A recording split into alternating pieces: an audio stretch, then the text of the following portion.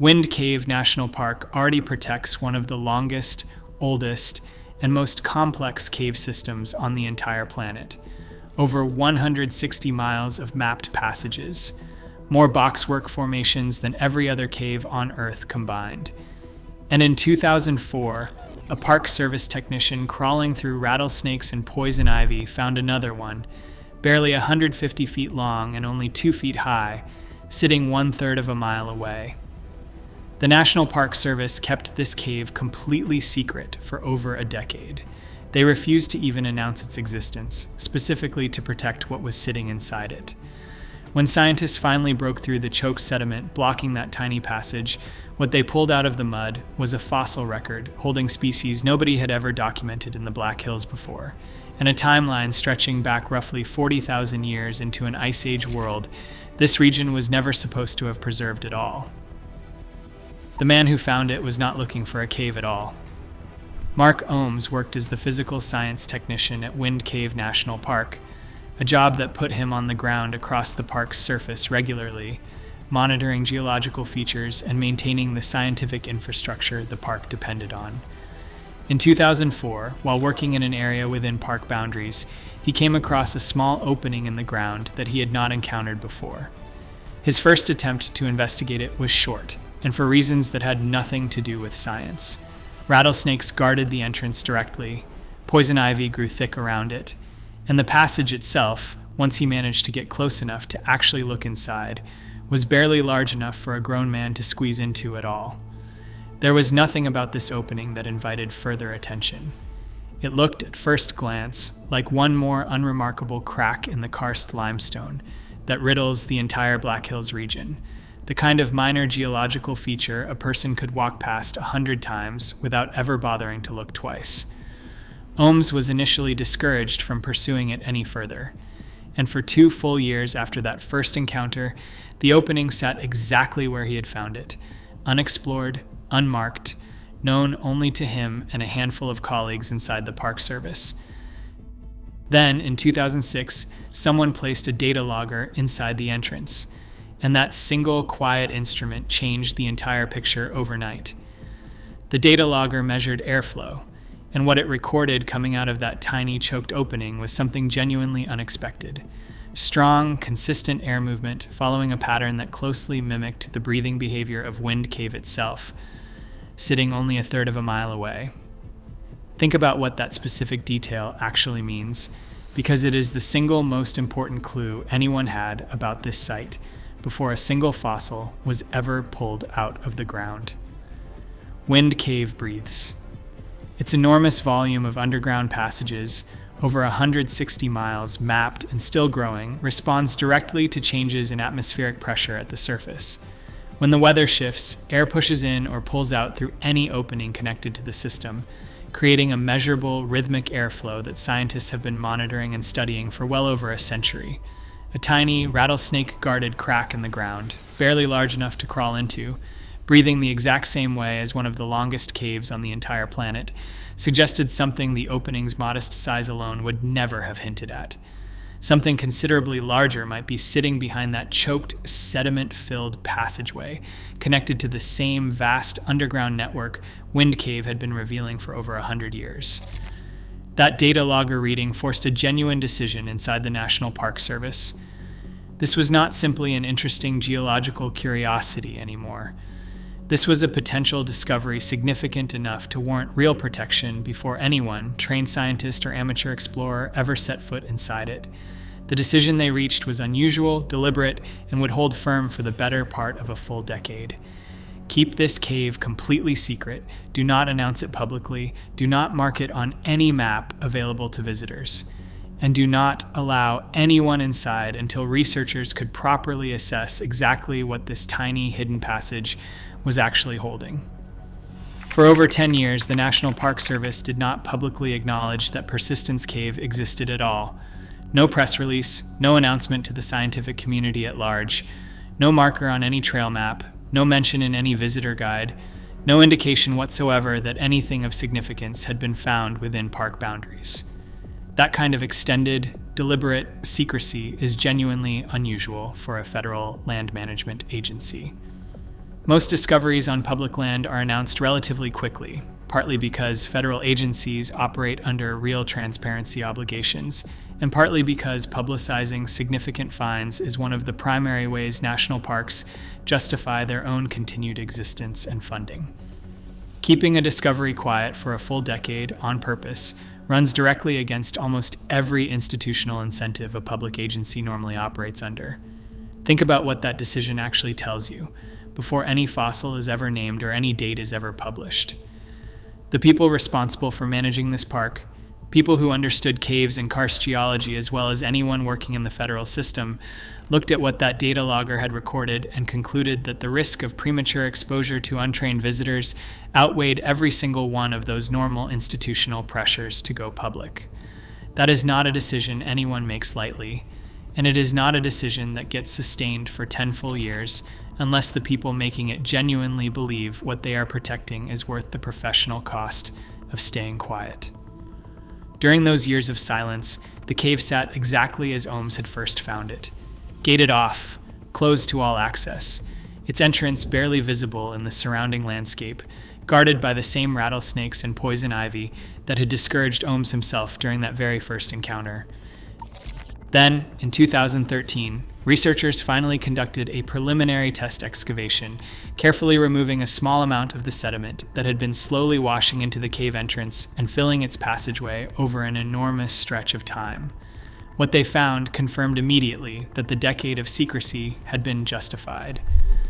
Thousands of small bones, sitting directly inside the compacted sediment, preserved in exactly the condition you would hope for from a site that had remained essentially undisturbed for tens of thousands of years, not scattered randomly the way you might expect from a recent casual accumulation. Layered, ordered, sitting in the same careful stratigraphic sequence that makes a site genuinely readable to a trained paleontologist, one layer representing one stretch of time, stacked cleanly on top of whatever came before it.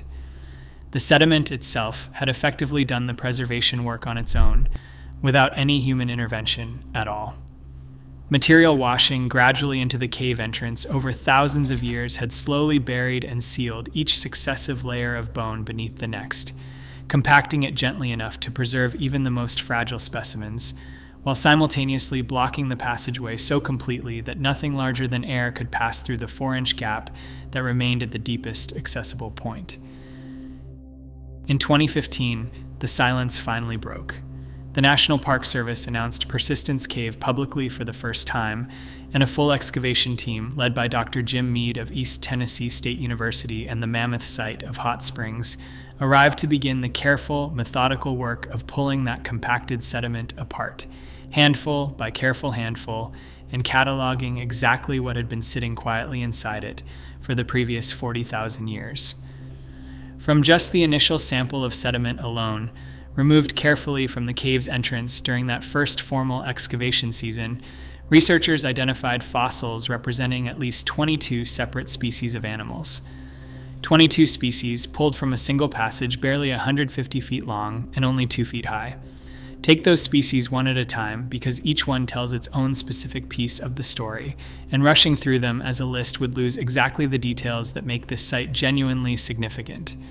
The first headline find was Platygonus, an extinct relative of the modern peccary, a pig-like animal that once roamed widely across Ice Age North America before vanishing from the fossil record entirely roughly 11,000 years ago. Finding its remains inside a Black Hills cave was not simply adding one more location to an already well-documented species range. Platygonus had never been documented in this specific region before at all. Its presence here was genuinely new information, the kind of find that physically expands what researchers understand about where this animal actually lived and how far its range actually extended. The second was pine marten, a small, agile, forest-dwelling carnivore that still exists today, living across boreal forests in Canada and parts of the northern Rocky Mountains. It does not live anywhere near the modern Black Hills. Finding its remains preserved inside Persistence Cave means this animal once occupied a landscape that has since changed so fundamentally that it can no longer support the species at all. The third was pika, a small, cold-adapted mammal that looks somewhat like a hamster and currently survives only on high-altitude rocky slopes considerably further west, in Wyoming and beyond. Pika are exquisitely sensitive to temperature. They cannot tolerate prolonged heat, and modern researchers studying climate change have watched their range contract visibly over recent decades as temperatures rise. Finding pika remains inside a Black Hills cave is a direct fossil signature of a climate considerably colder than anything the region experiences today, cold enough to support an animal that would not survive a single modern South Dakota summer. Think about what those three species taken together actually tell you about the world that once existed directly above this cave. An extinct peccary relative, roaming terrain nobody knew it had ever occupied. A forest carnivore that needed dense, cold woodland to survive. A tiny, cold-adapted mammal that cannot tolerate warmth. All three, sitting together in the same handful of compacted sediment, painting a picture of a Black Hills landscape that looked and felt nothing like the open grassland and ponderosa pine hills visitors see when they drive through Wind Cave National Park today. That combination, extinct megafauna alongside displaced cold climate species still alive elsewhere on the continent, is exactly the same pattern documented at Peccary Cave in Arkansas and River Bluff Cave in Missouri. Sites that independently preserve direct fossil evidence of Ice Age ecosystems considerably colder and more ecologically complex than anything their modern surroundings would suggest. But the real value of Persistence Cave was never going to be the species list alone, however surprising individual entries on that list turned out to be. It was going to be what the full layered sequence, read carefully from the top of the compacted sediment all the way down to its deepest accessible point, could actually reveal about how this entire ecosystem transformed over time. Here is the number that anchors the full timeline of this site. Direct radiocarbon dating performed on individual specimens recovered from Persistence Cave returned ages spanning an enormous range. At the oldest end, sagebrush vole specimens dated to approximately 40,000 years before present. At the most recent end, specimens recovered from layers closer to the cave entrance dated to roughly 11,000 years ago, placing them right at the very tail end of the last ice age. That is not a narrow window. That is a stretch of deep time nearly 4 times longer than the entire span of recorded human civilization, preserved inside a passage most people would not even recognize as a cave at all. But the gap sitting between those two dates turns out to be just as scientifically important as either number on its own. The scholarly record documents a clear depositional hiatus during the Last Glacial Maximum, roughly 26,000 to 19,000 years ago. During that specific stretch, the very coldest, harshest phase of the entire Ice Age across North America, the fossil record inside Persistence Cave essentially falls silent. Think carefully about what that silence actually means. It does not mean animals suddenly stopped living in the Black Hills during that period. It almost certainly means that conditions became so severe, so deeply and persistently cold, that the specific mechanism delivering bone and sediment into the cave entrance, periodic washing in of surface material during warmer, wetter seasons, simply stopped functioning for several thousand years. Either the entrance itself was buried too deeply under snow and ice for anything to wash in at all, or the surrounding landscape had simply become too harsh and too empty to generate the normal flow of surface material the cave had been quietly collecting before. Then, as conditions gradually warmed again near the end of the Ice Age, roughly 11,000 years ago, deposition resumed. New bone, new sediment, new species, all began washing back into the same entrance, layering directly on top of material that had been sitting there undisturbed since before the glacial maximum had even begun.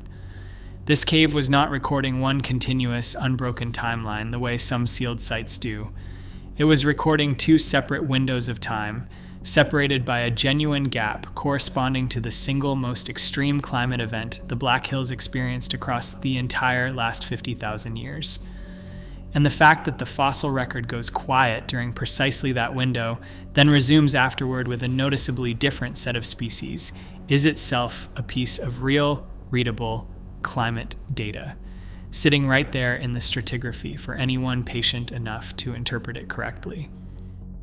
And comparing those two windows directly against each other, the animals present before the glacial maximum versus the animals present afterward, is exactly what made this specific site so valuable to the researchers already working on Ice Age climate reconstruction just a short distance away.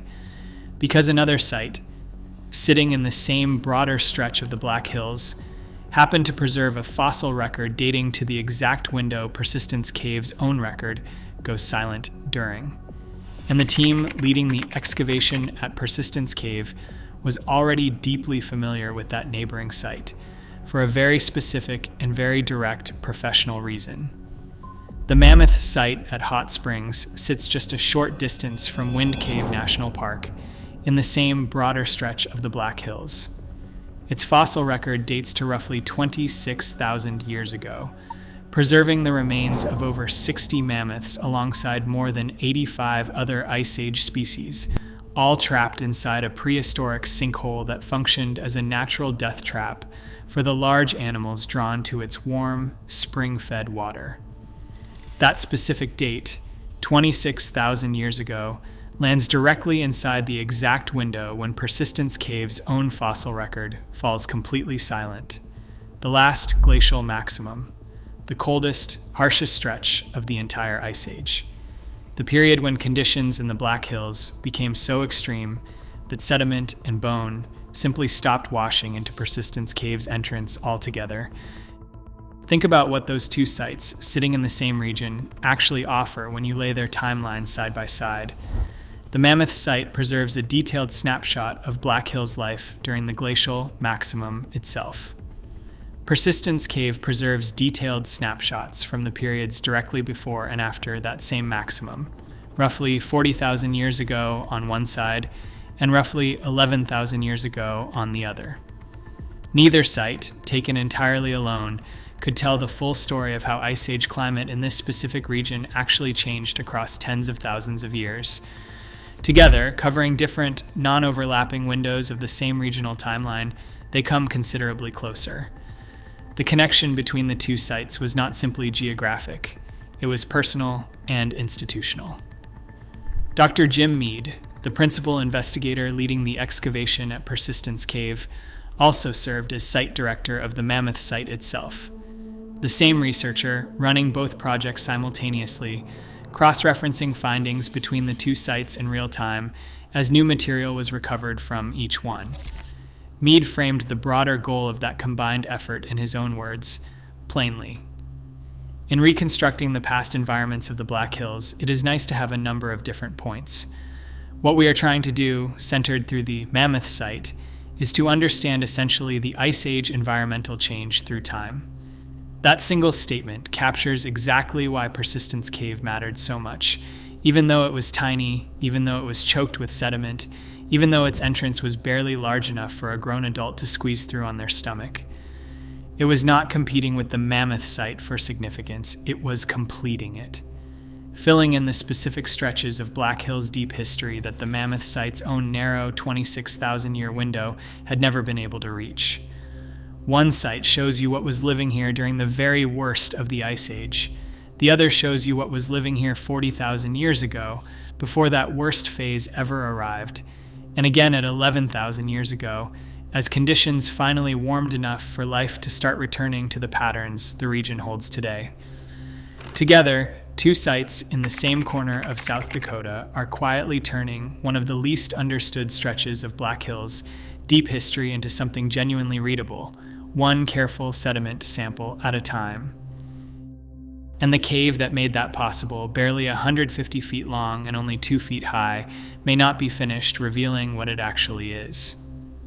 Persistence Cave sits only a third of a mile from Wind Cave itself, one of the longest mapped cave systems anywhere on the entire planet, with over 160 miles of surveyed passage documented so far and new sections still being added to the map regularly, even now, well over a century after the first explorers entered its passages in the 1880s. That proximity alone would be worth noting simply as a geographical curiosity. But the strong, consistent AIR flow, measured at Persistence Cave's tiny entrance, the same breathing pattern that first caught researchers' attention back in 2006, closely matches Wind Cave's own well-documented respiratory behavior. And researchers have stated openly that there is a real, genuine possibility the two systems connect underground, separated by nothing more than the compacted sediment currently blocking the 4-inch-high passageway at Persistence Cave's deepest accessible point. Think about what a confirmed connection would actually mean. Laid out plainly, it would physically link a major paleontological fossil site, holding a 40,000-year record of Black Hills climate and ecology, directly to one of the largest, oldest, and most complex cave systems documented anywhere on Earth. Two systems, sitting inside the same national park, explored and unexplored passages intertwined beneath the same quiet stretch of Black Hills grassland that visitors drive through today without any idea what is sitting directly beneath their wheels. That question remains genuinely unresolved as of right now. The deeper parts of Persistence Cave have never been reached by any researcher. The passageway remains too thoroughly choked with ancient sediment for anyone to push through safely, and the material blocking that passage is itself part of the fossil record. The entire excavation project exists to preserve, meaning clearing it carelessly to satisfy curiosity about what lies beyond would destroy exactly the kind of evidence the team came here to protect in the first place.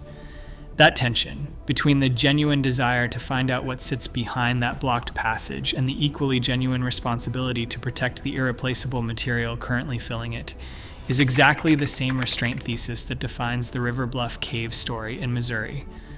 A discovery significant enough that the most important decision the researchers involved have made so far is the decision not to push further until the tools and techniques genuinely justify the cost of doing so. Today, the entrance to Persistence Cave is gated and locked. The surrounding area is closed to the public entirely. No visitor trail leads anywhere near it.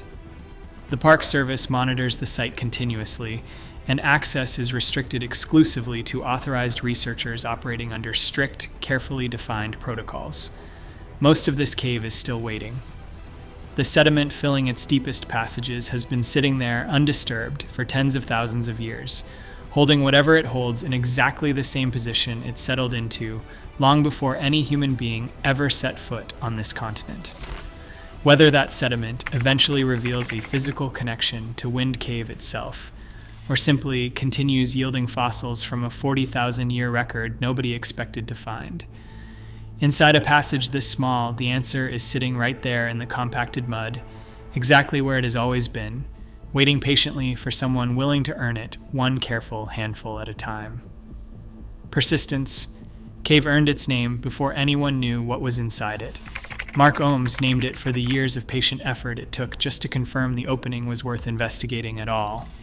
What waited inside that tiny, choked passage was a fossil record spanning roughly 40,000 years of Black Hills history, holding species nobody had ever documented in the region before, filling a gap in the climate record no other site in the area had ever been able to reach. Today the entrance is gated, the area is closed to the public.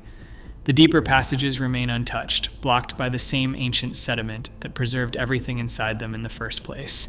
Most of this cave is still waiting, exactly the way it has been waiting for tens of thousands of years, for someone patient enough to earn what it is holding. Subscribe for the next investigation, and I will see you in the next one.